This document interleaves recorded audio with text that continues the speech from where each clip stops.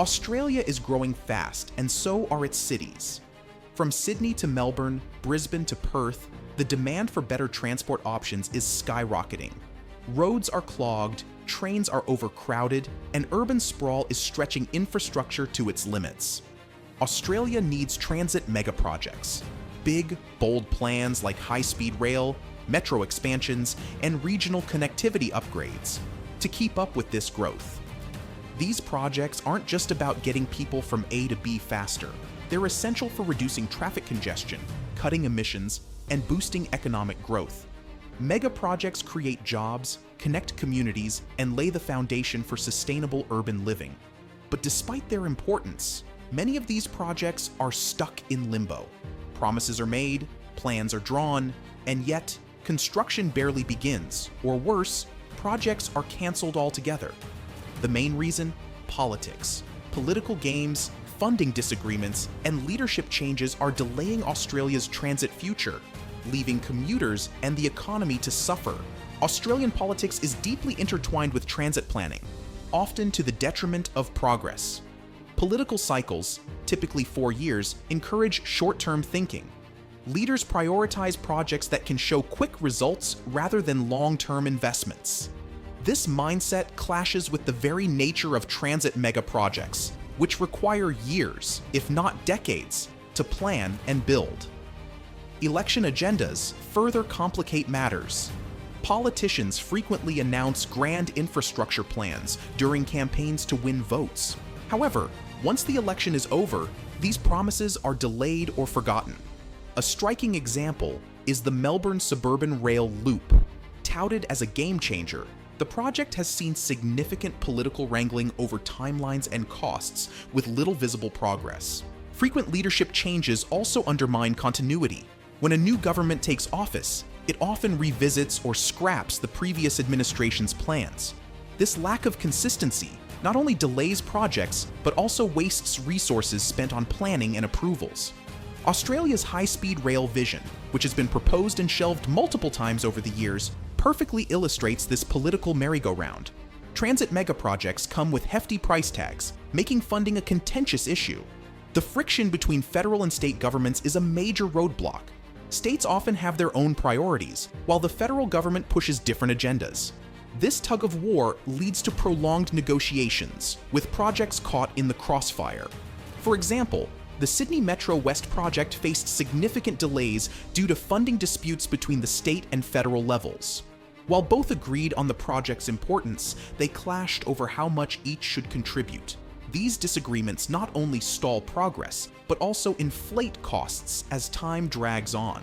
Budget cuts and reallocations further complicate matters. Governments often redirect funds to more politically advantageous projects, leaving transit initiatives underfunded or indefinitely postponed. The East Coast High-Speed Rail is a prime example. Its feasibility studies have been funded repeatedly, but actual construction remains a distant dream due to the constant shifting of priorities. Australia's bureaucracy is another significant hurdle in delivering transit megaprojects. Lengthy approval processes, endless feasibility studies, and excessive consultations slow progress to a crawl. While due diligence is essential, the sheer amount of time it takes for projects to move from concept to construction is staggering. Take environmental reviews, for instance. While safeguarding the environment is critical, the processes often drag on for years, causing significant delays. Every new consultation or objection adds months or even years to timelines. The Melbourne Airport Rail Link, discussed for decades, is a prime example. The project has faced numerous planning revisions, environmental assessments, and community consultations, with construction still not fully underway. Many projects languish in the planning phase for so long that by the time they're ready to proceed, the original plans are outdated, requiring more reviews and updates. This cycle of inefficiency not only frustrates the public, but also increases costs as inflation and market changes take their toll. Partisan politics is perhaps the most visible roadblock in Australia's transit planning. Rivalries between political parties often turn infrastructure projects into battlegrounds for ideological and electoral fights. Instead of collaboration, governments focus on undermining each other's initiatives. leaving the public to bear the consequences. A glaring example is the East-West Link in Melbourne.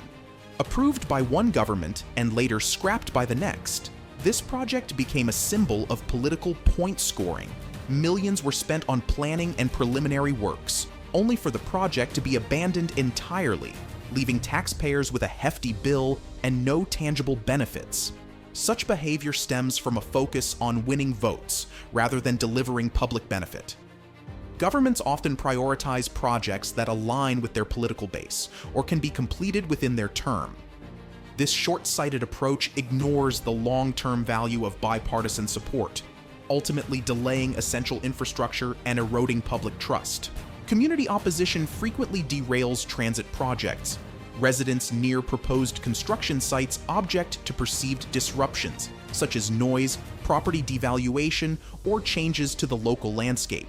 While public input is vital, these protests can result in significant delays.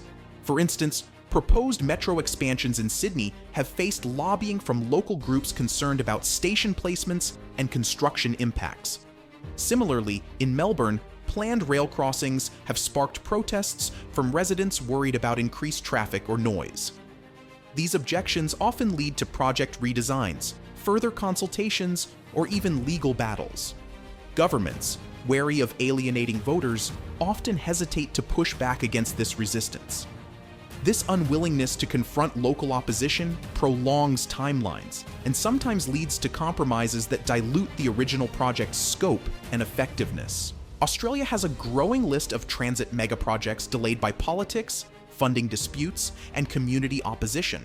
Melbourne's Suburban Rail Loop, a transformative initiative aimed at reshaping the city's connectivity, has faced significant slowdowns due to escalating costs and heated political debates over its feasibility and timelines. Similarly, the Sydney Metro West, which promises to alleviate congestion and better connect communities, has been mired in funding disputes and repeated timeline adjustments, leaving commuters and stakeholders increasingly frustrated. Perhaps the most glaring example is the proposed high-speed rail, East Coast, a decades-old vision to link major cities with a modern rail system. While other nations have successfully built similar systems, Australia remains stalled by political disagreements, endless feasibility studies, and a lack of firm commitment, leaving this ambitious dream perpetually out of reach.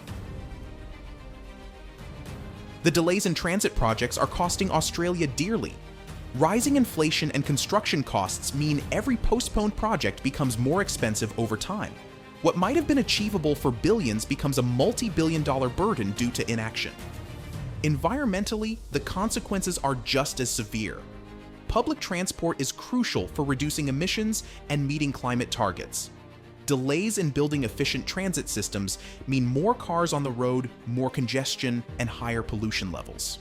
Urban sprawl continues unchecked, straining existing infrastructure and pushing sustainable urban planning further out of reach. Australia's transit delays stand in stark contrast to countries like Japan and France.